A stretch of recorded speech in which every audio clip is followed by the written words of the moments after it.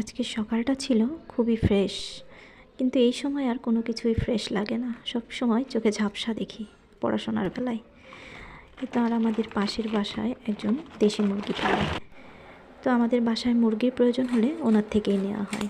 তো আজকেও মুরগি দিয়ে গেছিলো, সেগুলো কেটে বেছে সব ঠিকঠাক করে নিলাম। এই তো এবার বক্সে সব ভরে ফ্রিজে রেখে দেবো। এরপর রান্নাবান্নার তোড়জোড় শুরু করলাম। তো আজকে রান্না হবে ফুলকপি দিয়ে রুই মাছ আর ছোটো মাছের চচ্চড়ি।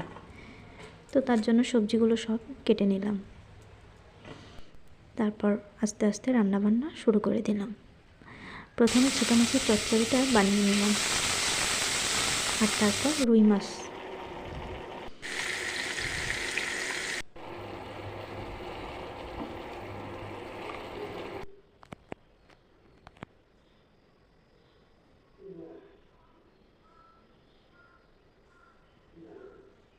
এই তো সম্পূর্ণ রান্নাবান্না কমপ্লিট।